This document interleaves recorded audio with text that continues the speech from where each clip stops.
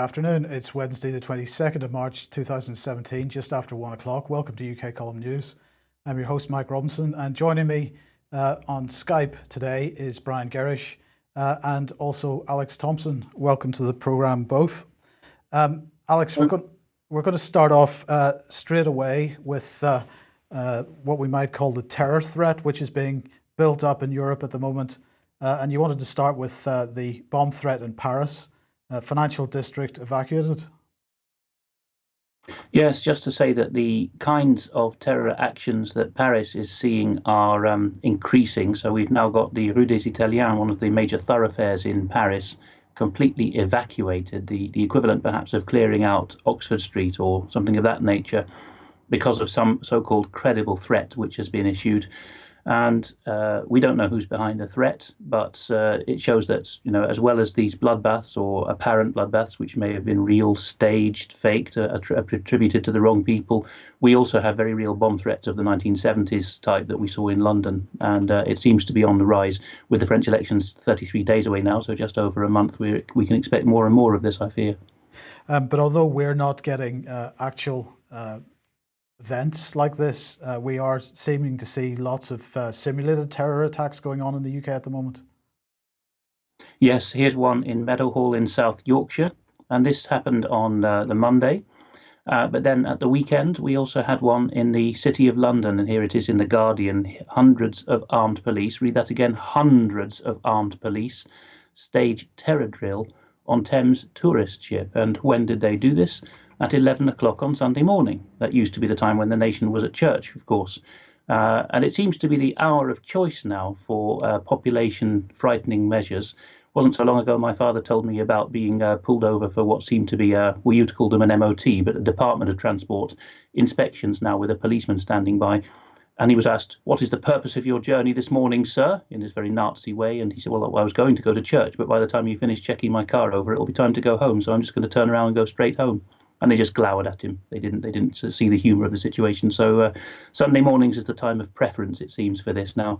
And this particular drill in the city on Sunday at 11 o'clock ended up with at least one of these actors being thrown overboard in a kind of replica of what we would expect to see in a real fake terrorist situation. Well, before I ask Brian for some thoughts on this, let's just mention this. Of course, the laptop ban, which was brought in yesterday, large phones, laptops and tablets not allowed to be in cabins on flights to the UK from Turkey, Lebanon, Egypt, Saudi Arabia, Jordan and Tunisia. And I've captioned this because a bomb in a hold will not bring down the plane. I mean, this is clearly simply a PR exercise. It can have no other purpose, because if you bring a bomb on a plane, it doesn't matter whether it's in the cabin or it's in the hold. It's going to destroy that aircraft. So this is an additional security measure they say, which is going to cause some disruption for passengers and flights.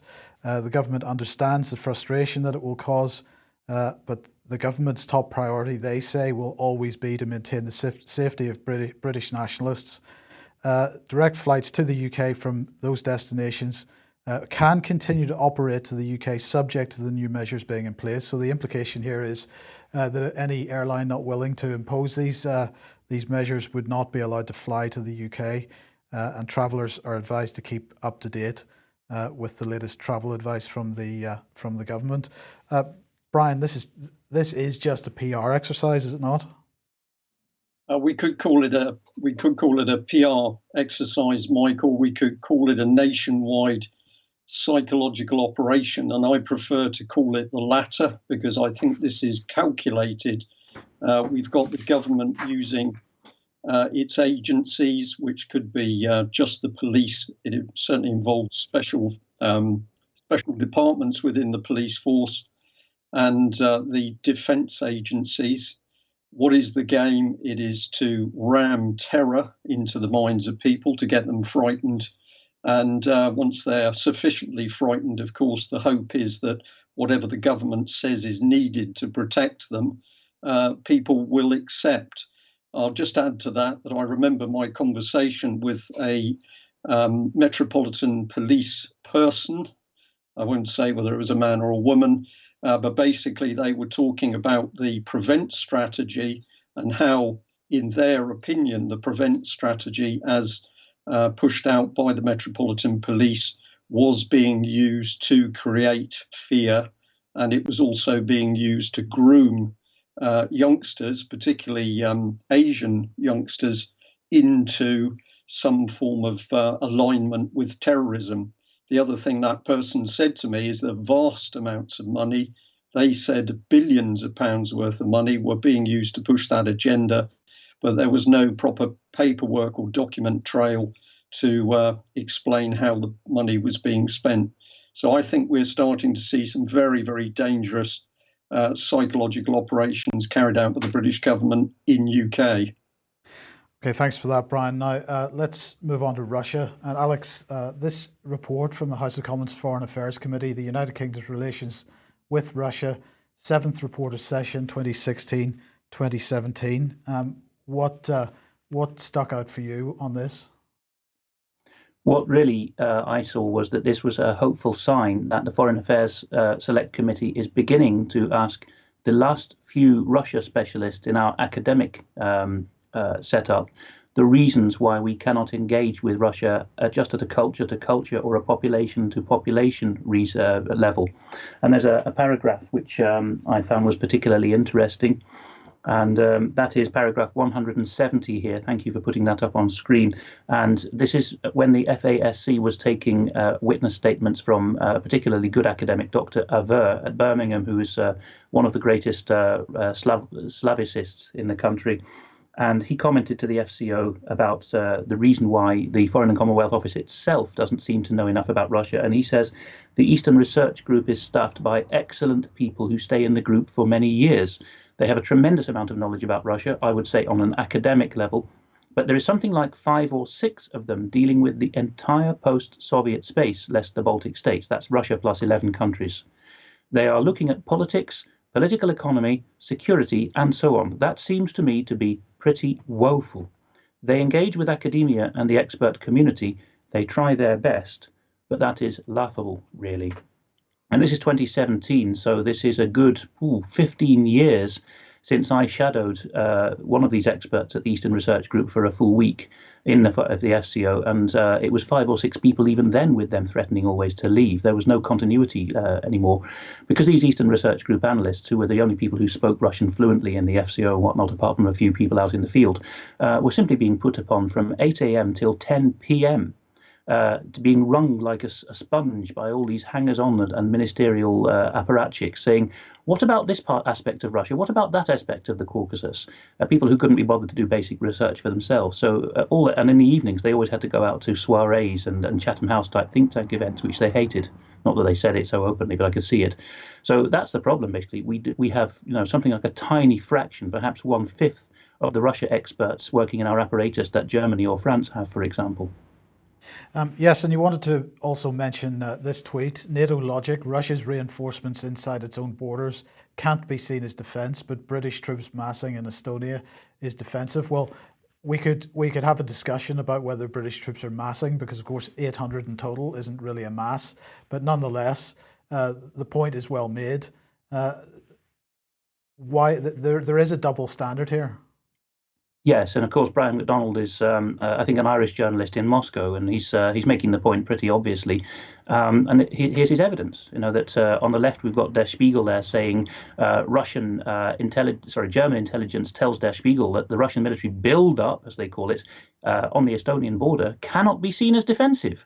And a couple of 100 yards the other side of the border, in the town of Narva, with an ethnic Russian population, we've got Britain as the framework nation leading the Estonians in aggressive military displays, and that is defensive apparently. So this is the sheerest hypocrisy.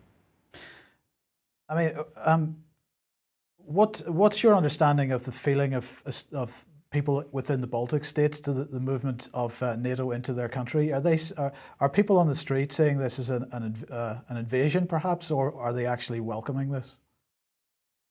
The problem is, and I'll confine it to Estonia because that's the Baltics at their most extreme, shall we say? And of course, I've mentioned before, but that's a map of Estonia behind me. You can see how small the country is, with the Russian border out on the just by where my head is, basically. The problem is that Estonians had such a painful past with, as did Latvia, by the way, with a large fraction of the population being deported by Stalin and murdered in horrendous ways. They have had a decades-long policy of associating Russian with Soviet.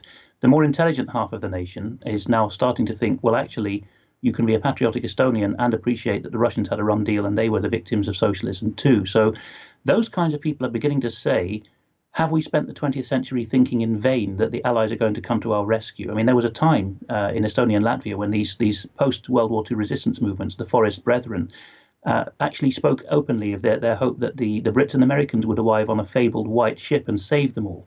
That's the kind of thinking that, because they were in a totally totally impossible situation. And so that's why they have welcomed the Brits and Americans with open arms. To some extent, the Germans, so that's a bit more sensitive. And now they are starting to get cold feet, I think it's fair to say. And there's some hopeful signs, I would call them hopeful, that you could say Estonian nationalists and Russian nationalists within Estonia are starting to think, well, let's stop beating each other up and fighting meme wars and flame wars against each other on internet. And let's actually ask ourselves whether we can't live in peace without any foreign intervention. Yeah, okay. Well, sticking with NATO then, yesterday, today and tomorrow is the NATO Transformation Seminar 2017. This apparently is improving today, shaping tomorrow, and keeping the edge by bridging the two. It's being held in Budapest partnered with the International Institute for Strategic Studies. It's being held in the Budapest Marriott Hotel. Hungary serves as a venue for most of the events of this particular organization, the NATO Transformation Group. It's chaired by the NATO Military Committee. Military representatives and strategic commanders are going to be there as well to discuss the strategic challenges to NATO, the challenges they're going to face and how they're going to transform to meet those. That's going to facilitate robust discussion, apparently. Well, the focus today was on this document from the International Institute of Strategic Studies, a federated way ahead for NATO in an age of complexity. Alex, you've had a look at this. What, in your opinion, is the definition of federated? What are they talking about? How are they transforming NATO into a federated organization? 10 years ago, there was a flurry of academic articles, not so much from within NATO, but from the experts who feed off the fringes of groups like NATO, which was saying NATO needs to transform into something that encompasses the entire Northern Hemisphere, minus a couple of pariah states. Let's call it global NATO. It will subsume the Middle East and there'll be no more wars in the Muslim world. That was the naive thinking of 2006-ish. And this is the next stage. This is a group of generals posing as academics, really, within NATO, saying, wouldn't it be great if, they don't mention Germany or Russia by name, but wouldn't it be great if Germany and a club of European countries could pool their resources and, on the spur of the moment, attack Russia, which they don't name either as a country, without having to go through these boring political channels and parliaments approving NATO membership states' contingents. And they maunder on about how ISAF and other forms of intervention in Afghanistan, especially the AMN, the Afghanistan Mission Network here, took years for democratic governments and sovereign peoples to ratify. Yawnsome, let's not have that again, they say. Let's have a federated approach. There's shocking stuff in here. It's about, let's be like IBM, a very dodgy globalist business in its past. Let's turn our fortunes around like IBM did. And then completely inappropriate things. Let's use the business model of Uber and Airbnb. I mean, here on the continent, these are buzzwords out of the English-speaking world that they use all the time now. Let's be a shared economy and a sharing economy. And that stuff is in here. Potential crises on the territory of NATO will, in all likelihood, involve others, they say, whether it is near neighbours like Finland or Sweden or other regional powers. Now, we've already seen Finland and Sweden, against the will of their own peoples and their own constitutions, joining in NATO joint exercises against Russia. And towards the end, we have this very interesting header, a mindset to bridge the gap. NATO needs a mindset to bridge the gap. And then towards the end, they say what this will mean in practice. And they say basically that the Russians have got wise to what NATO is up to, and they're trying to copy that business model. And they're trying to seek to leverage the expertise of member nations in the framework nation concept, which is the means by which Britain takes Estonia, the Canadians take Latvia, the Germans take Lithuania, and the Americans take Poland, and harden them all up. So in the end, we will apparently hand all those hardened border nations over to Germany. And in this new federated concept, Germany plus the, I don't know, Middle Europa world will be able to hurl itself at Russia without the niceties of having to seek approval in the French and British parliaments. Well, there was one other dimension to this, which was while they were taking questions following their sort of plenary session, Rose Guttemüller, who's the Deputy Secretary General of NATO, was saying, this is kind of paraphrasing her, but this is what she was saying: we need to break down the silos between military and civilian institutions. And of course, this is reflecting, we've been talking about this for a couple of years now, because this is reflecting and echoing the policy expressed by Jens Stoltenberg, the Secretary General, and Federica Mogherini, basically the European Union's foreign minister, at the European Defence Agency conference in November 2015. And the main focus of that conference was exactly this: blurring the lines between military and civilian agencies. So, I mean, that adds a whole dimension to what you've just said, Alex. Oh, definitely, Mike. And this is common purpose language coming full circle, because any old armchair general in business likes to use and misappropriate military technology they don't understand, military terminology that they don't understand. And one of those terms that was borrowed by the precursors of common purpose about 1980 odd was this idea of a silo. In American English, you talk about a grain silo, you know, basically a shaft where you store grain. But the main meaning of a silo, of course, something that's narrow and deep like that, is something to store a missile in. And it became a buzzword for people are thinking and acting in silos. It was a way of saying people are basically sticking to their own remit and not acting ultra vires beyond authority. And we need to put a stop to that. Our people must act beyond authority and outside silos. And after a generation of being in public service in that mold, even we should say the civilianized thinkers at the top of NATO, who should be military men, are starting to say the same thing when they know jolly well what a silo is. So they're basically saying, ignore your remit, act beyond your rank, and basically start to take command of civilian policing and civilian command of defence authorities. So treason, subversion, all the words we usually use, which are highly applicable here. Brian, any thoughts on this? Because this is a massive breakdown of any kind of separation of powers.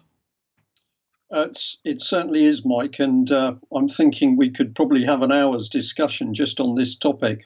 But one of the things I'll pick up on is that Alex has just mentioned generals acting as academics, and then later on he's pointing out that we've got generals starting to use corporatist speak, if I've got this right. So initially, people in the private sector delight in being able to use quasi military terms. Now we've got it spinning back the other way, that we've got people in the military using business terms. And in fact, I think we had a slide for one of the senior British generals a few months ago where he was describing the army as a business. So there's clearly an agenda in the way that these people talk, and that leads us to who is training the military in particular. And I think we should be starting to show great interest in the fact that we had, I think it was the Daily Mail reporting that Barclays Bank was going to be running military training courses within its own headquarter facilities. That is a very interesting point. But we also know that we've got Barclays Bank and Goldman Sachs Bank intimately involved in training within Sandhurst in UK. So at the moment, we are seeing that operating out of silos is meaning that instead of having defence matters ring-fenced with some sort of control, they are defence matters. We've got any old person coming in and sharing the pot. And of course, the door was opened. The Trojan horse was common purpose, which worked extremely hard to get in amongst military people some 10 years ago. Now we're seeing these big corporations like banks working directly with the military. And I better just end by saying, and of course, we've had David Ellis pointing out that Britain's nuclear deterrent going to France and then Germany, what that really is ultimately is the deterrent controlled by the European Central Bank and its masters. Alex. Yes, just to say that one of our best chat room people has put his finger on it. There was a paper on this in 2004 called the Venusberg. So you spell that as Venusberg, B-E-R-G at the end, all one word. The Venusberg paper of 2004 was written by the Bertelsmann Media Group, which is basically the CIA posing as an independent German media. And the CIA directed Bertelsmann to write in this 2004 paper that the military and the German conglomerate will get its way through what they called civilian instruments, or sometimes civil instruments.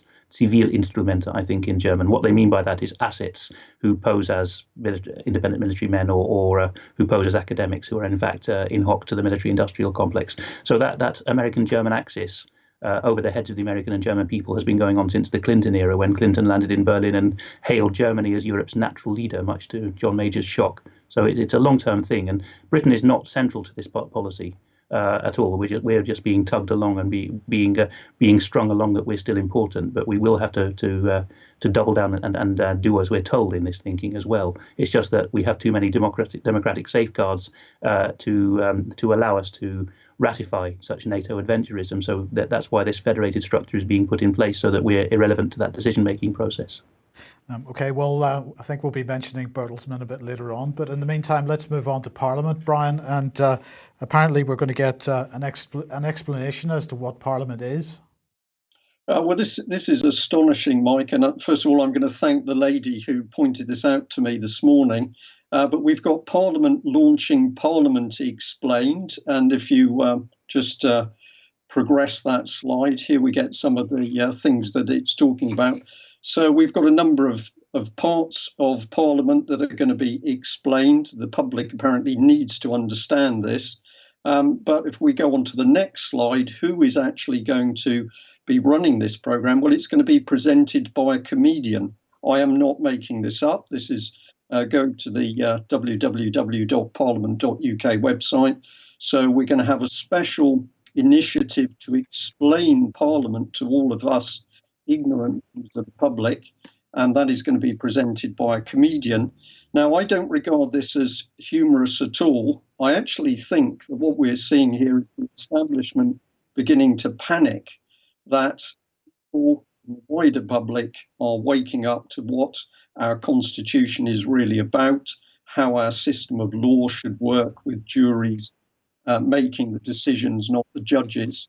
And I think this is a crude attempt of Parliament to try and claw back the initiative and say, oh, well, you don't really understand how Parliament works. We, Parliament, need to tell you how it's done. And because you're only children, we're going to use a lady comedian to explain it to you. I think this is another sign of absolute panic by Westminster that people are waking up.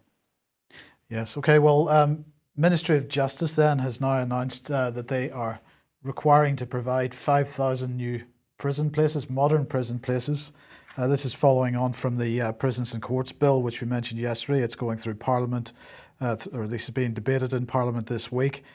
So Liz Truss has announced plans to create 5,000 modern prison places. She talks about it as if it's jobs, and it is related to jobs in some respect, because these new bills are going to create up to 2,000 construction jobs, generate millions of pounds for the British economy, apparently, perhaps millions of pounds of profits ultimately for G4S and the like, or Sodexo, or companies like this.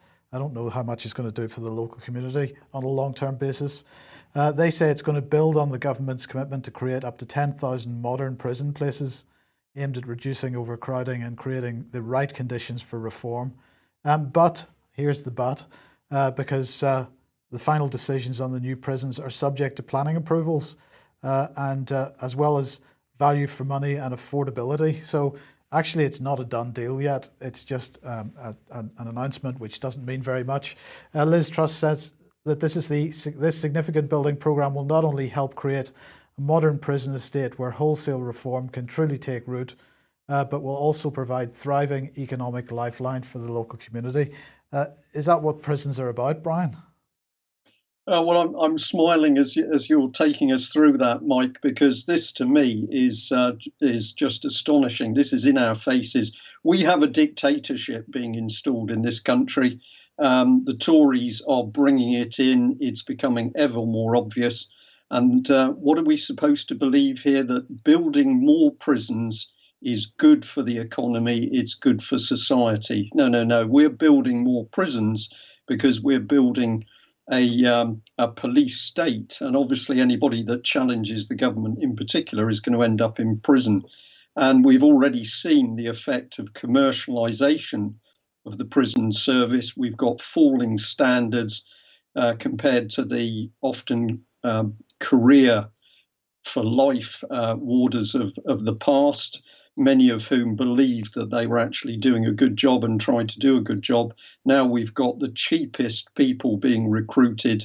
And as we've seen with Melanie Shaw, absolutely horrific treatment of people inside prisons, including the denial of medication and keeping them in long-term solitary. So I think this is a soft sell of another key part of the British dictatorship. But Alex, it's not just Britain going this way. What's going on in Ireland that we're asking, is Ireland becoming a police state? Well, we had better let the campaigners of Integrity Ireland say that for themselves. So I will read out what they say in their newsletter. It's just the paragraph that's on the first page there. I think it's worth reading out in full to people. They explain the situation as follows. The plain fact of the matter is that we do not have a properly functioning justice system in Ireland. What we have is a network of state agencies overseen by far too many unscrupulous, politically connected individuals whose first and only priority is to protect the status quo and their own cosy place on the gravy train. As we have seen recently with the McCabe, that was a whistleblower policeman, the McCabe sex smear scandals, the horror of the Tuam babies, the babies' bodies thrown into septic tanks in County Galway by nuns, and with the appalling criminal neglect and abuse of vulnerable children in state care, the one unifying response by all Irish state agencies involved in this is to try to deny the facts, suppress the evidence, and protect the wrongdoers. Senior politicians casually lie through their teeth with gall and impunity, while the Minister for Justice directs the machinery of the so-called justice system to intimidate, oppress, and tyrannise anyone who speaks up for real justice. And as we have seen repeatedly, neither police management, the Office of the Director of Public Prosecutions, nor the courts have any scruples whatsoever when it comes to dealing with dissenting voices. If crimes have to be committed and laws have to be broken in order to protect an utterly rotten establishment, then so be it. Nothing is off limits anymore. Intimidation and false arrests by Gardaí, Irish police, perjury, fraud and forgery by lawyers, judges in blatant contempt of their own courts and in violation of the law, and an army of often uncooperative and obstructive courts service personnel, some of whom seem to gain a perverse satisfaction from the frustration and misery that they cause to so many struggling lay litigants. With all due and sincere respect to those in agencies of the Irish state who do try their best in these compromised surroundings, the plain fact of the matter is that we do not have a functioning justice system at all. What we have is a publicly funded network of connected individuals who have basically hijacked the instruments and agencies of the state in order to feather their own nests and suppress any public dissent or disapproval. Unfortunately, Ireland is just small enough and just big enough to be almost perfectly corrupted. We are big enough to be thought of, they mean in Europe, as a modern democracy, but small enough to be able to hide most of our dirty secrets. Entirely true of Scotland and Wales, by the way. Our mainstream media, controlled by so many of the connected elite, is likewise quick to publish unfounded smears and damaging gossip about certain persons, but the media is reluctant to name and shame the real crooks and criminals in our midst, namely those in high places who sanction the exploitation of the most vulnerable, who order the targeting of whistleblowers, who direct the political policing of activists and campaigners, and who sanction the alienation and sacking of outspoken journalists. They have many more paragraphs after that first page, but I would say, and I think Brian will probably want to come in at this point, every word of that could have been spoken about the United Kingdom, actually. Brian? Totally agree. Whoever wrote that, I think, deserves a medal because they produced an unbelievably concise description of what's going on in Ireland. And as you say, Alex, we have exactly the same thing going on in UK. I first started to really understand just how bad British courts were when I was first able to go in some of the family courts. And I'll say that when I did go into those family courts, of course, at that time, I was not fully aware that the fact you were just there in front of a judge meant that you were not in front of a court. There was no jury. There was no public present to see justice being done. So we're in a very dangerous position now, be it in Ireland or the UK, because we have single judges. We still don't know how they are appointed. We know they're appointed by the Judicial Appointments Commission, but we don't know who appoints that commission. So these people are appointed, and then they're sitting in a room which they describe as a court. We know by our own constitution that a single room and a single judge is not a court. And then they say that they are now producing law by the decisions in those courts. And of course, we've recently had the head of the law, the gentleman's name's gone out of my head, but he was basically having meetings with very powerful corporations in the City of London, which he was casually saying, well, we're going to develop common law. No. These people are producing effectively a law by statute. This is not common law. And we haven't got proper courts running.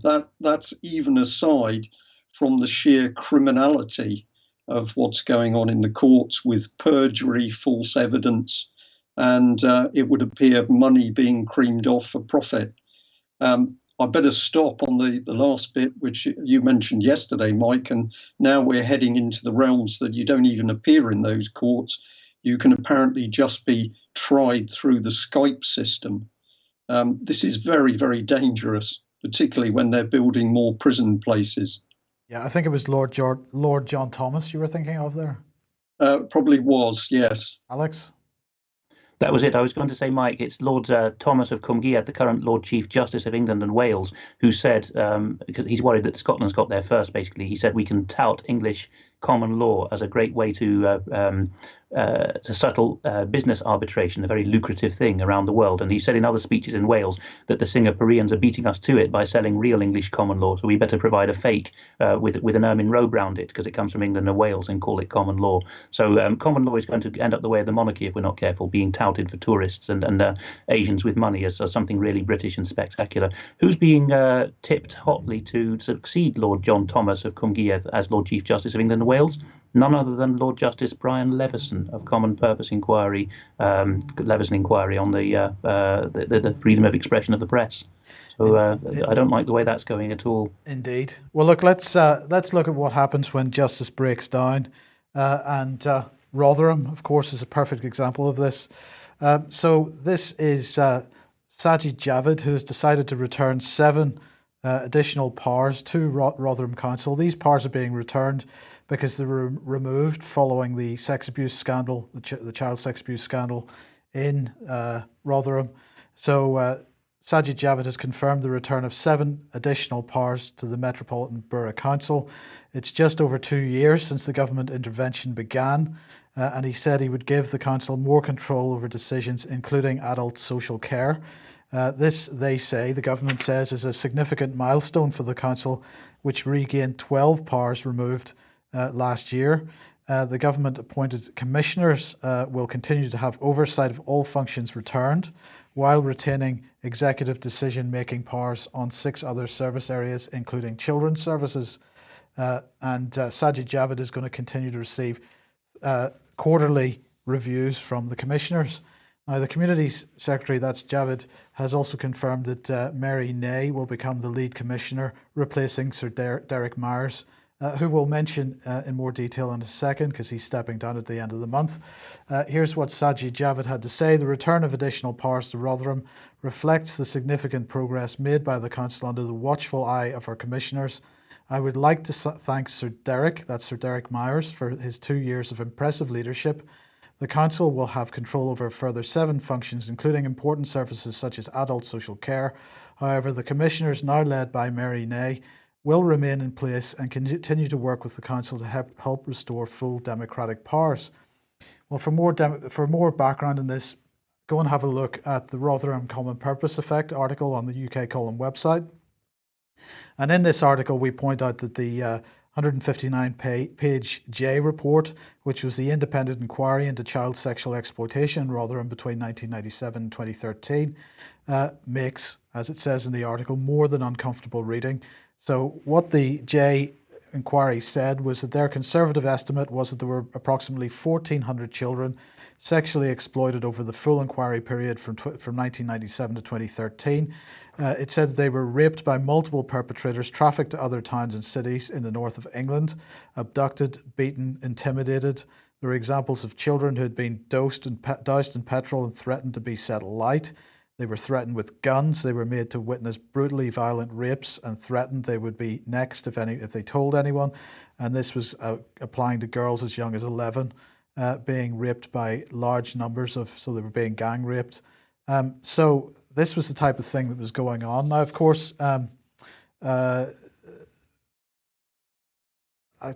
this was mainly being perpetrated by Muslim gangs, and we were sort of criticized in the past for not focusing on that. But our point was always that if you focus on who was actually doing it, that's for the law to do, because the police and the courts should be dealing with that problem. But if you don't deal with the fact of what was going on in the background, and particularly the fact or the question of why this was being allowed to go on in the first place, if you don't deal with that problem, then everything else is moot, because people will continue to get away with it.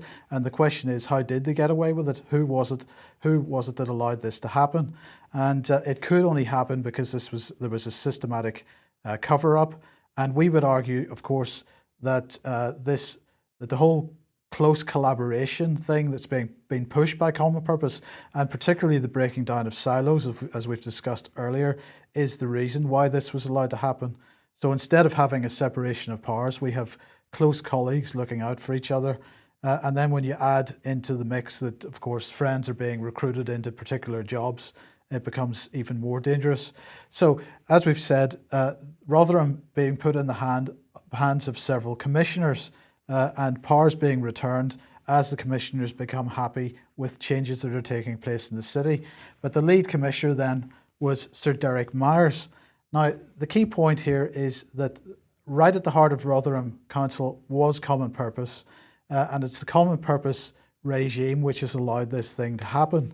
Now, the question then is, Sir Derek Myers, has he got any connection to Common Purpose? Because if he's there to make the changes that are necessary following the events that took place, if he is coming from the same type of mindset, then how do we actually end up with an improvement in the situation? Well, in fact, Derek Myers, in the past, working in London councils, was part of an organisation or part of a group called the Capital Ambition Future Subgroup for London Councils. And in a meeting that took place on the 12th of January 2007, which was hosted by Derek Myers, he hosted, among others, Common Purpose. And following that meeting in 2008, Common Purpose was given contracts in order to undertake a major piece of research over 18 months to better understand the challenges of the future and what challenges that was likely to bring, and to in fact, provide what they were describing as solutions to that. So this man has a connection with Common Purpose. And if you're just going to simply put somebody in that has that type of support for that type of thinking and that type of way of doing things, Brian, how are you ever going to improve the situation? Well, the answer is you are not, and you've raised some really critical points there. I would say that Rotherham has simply not changed at all, because they haven't got to grips with how the abuses were allowed to take place. The abuses were allowed to take place because there was a conspiracy between the very organisations who should have been protecting the youngsters. There was a conspiracy between elements of the police, the local authority, the child safeguarding boards, the inevitable charities that say they're there to protect youngsters. The scale of the abuse can only have taken place with collaboration between those people. And then we come into two areas. We can say that the setting up of the so-called child safeguarding boards brings its own problems, because you are bringing together police, local authority, social services, and the charities and others to work together. But this instantly means, as you say, there's no separation of the powers. And therefore, if any one of those agencies is at fault, the other agencies are automatically complicit because they're operating as a group.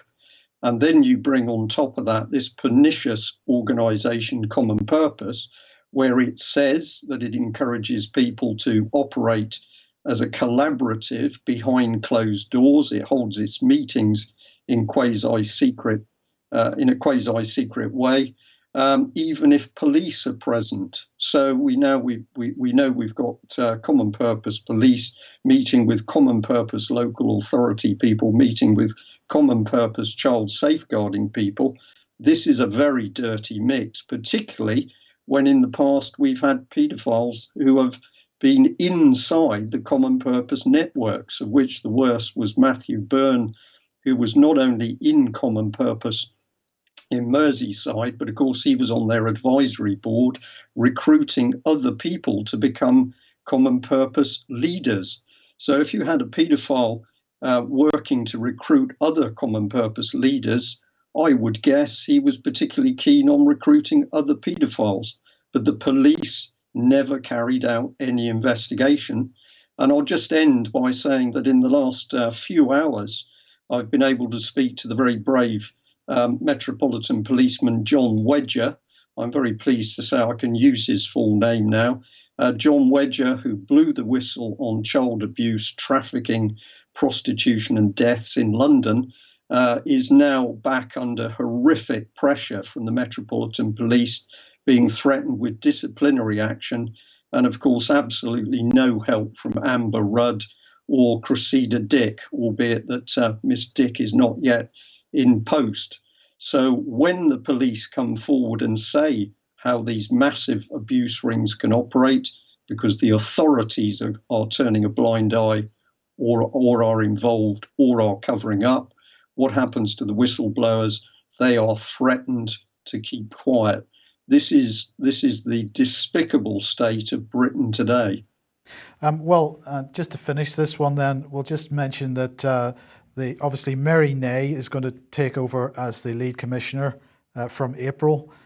We've also got Patricia Bradwell, who's the Children's Social Care Commissioner, and Julia Kenny, CBE, who's another supporting commissioner, and also Stella Manzi. She's going to finish at the end of, I think she's finished now, at the end of February. So perhaps some of our viewers might like to take some of those names and do a bit of research into the backgrounds of the remaining commissioners and see what we can find out about them. Now, Brian, we're almost out of time, so if we just run quickly through this about the BBC. Well, yes, let's just go through them. If you move on this slide, there's a bit of text comes up as well. I was just fascinated by this story. We've got 70 MPs have suddenly got very upset with the BBC. They say they're showing bias with regard to Brexit, that the BBC is not covering the pro side, the positive side of Brexit. And so they've written a letter saying, well, this is disgraceful. I think something else is going on here. So I've put an additional label there, propaganda, spin and confusion. I think this is part of a second part of the psychological operation against the public. We've got terror and fear. And now what we've got coming in is confusion. But have a look at this response from the big man himself, the head of the BBC. And what is he actually saying at the moment? Tony Hall, while we are always live to our critics and understand the passions are running high on all sides of the debate, it's the job of the BBC to scrutinise and analyse the issues on behalf of the public and, quote, to hold politicians to account across the political spectrum. Well, of course, that is a complete lie, because the BBC has done everything possible to help cover up for politicians. But he goes on, if we come to the next one, that is what the BBC's been doing. It's precisely what the BBC will continue to do. It is precisely because of this that the public trusts the BBC. These people are delusional. I can't put it more strongly than that. And if that's the BBC comment, then in this article it also quotes this gentleman, Julian Knight. He's a Tory MP for where is it? Solihull, thank you. He says, I worked for the BBC for 5 years and firmly believe it's the greatest repository of media talent anywhere in the world. I've said, is Mr. Knight still drugged up on the BBC ego?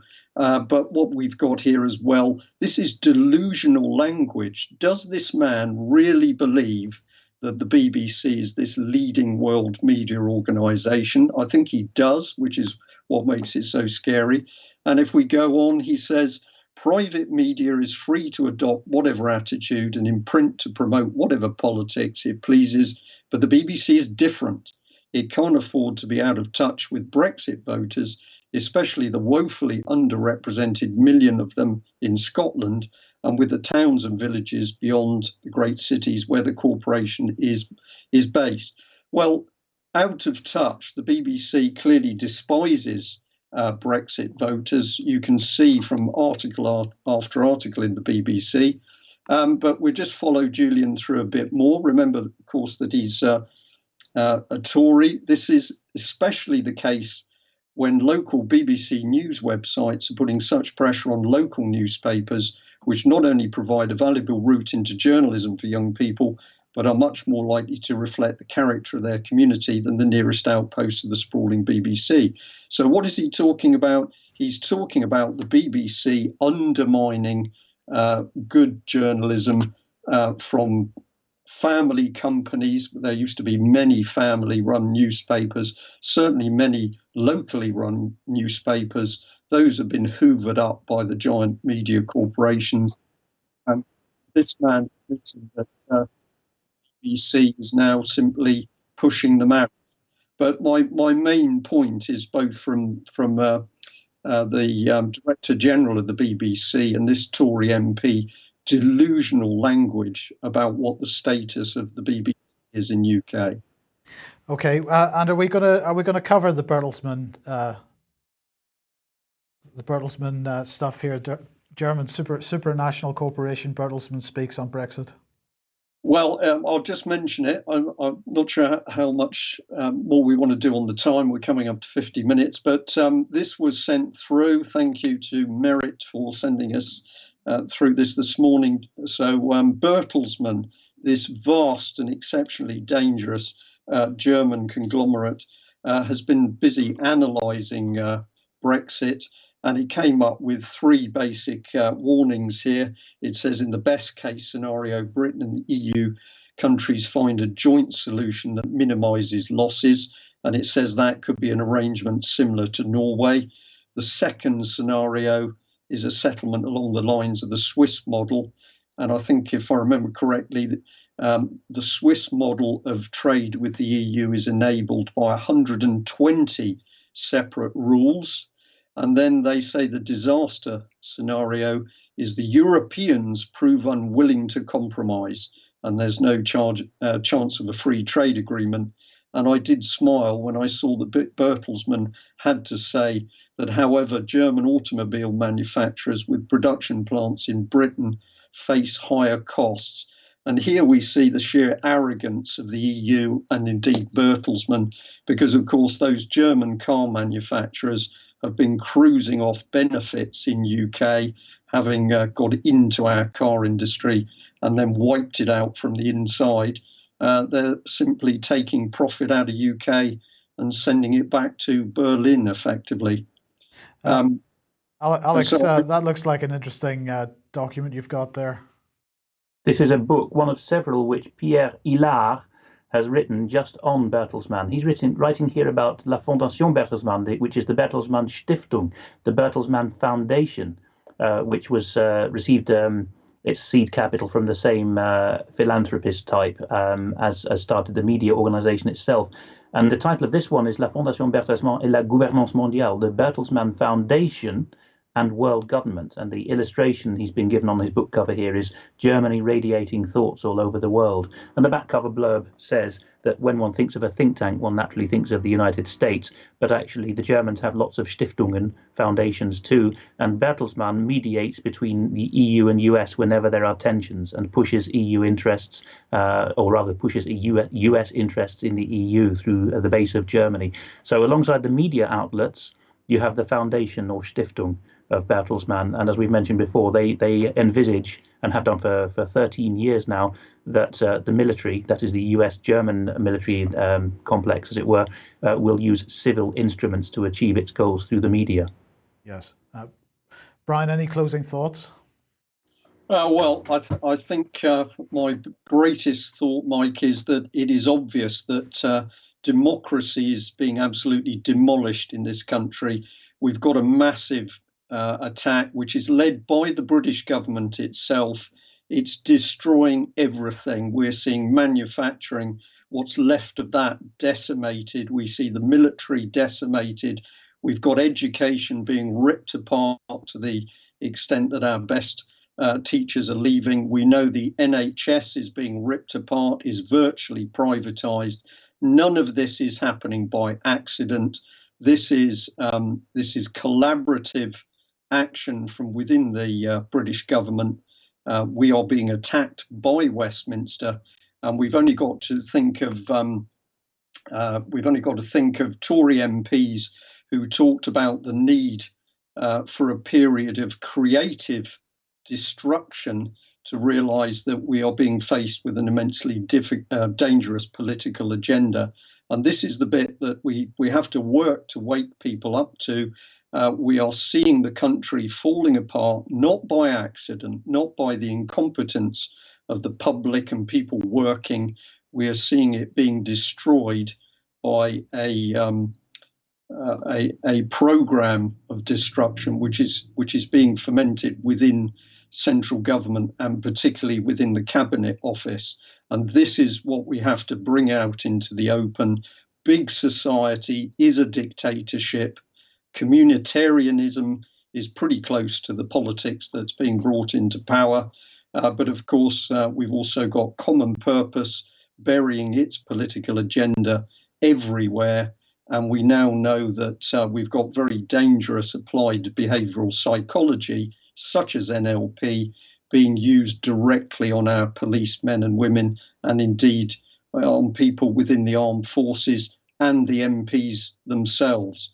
So this is subversion. It's certainly treason, and we've got to really start bringing this to the surface if we're going to do something about it. Well, of course, and of course, when we've been discussing common purpose this afternoon, it's been with the capital C and the capital P, the organisation. But what you've described is the common purpose with a small c and a small p that they all talk about in their speeches, and we see this language everywhere. Well, look, we're absolutely over time and out of time, so we've got to leave it there. Thank you both for joining me today. We'll be back at our normal time, 1 o'clock tomorrow. So thanks for watching, and we'll see you then. Bye-bye.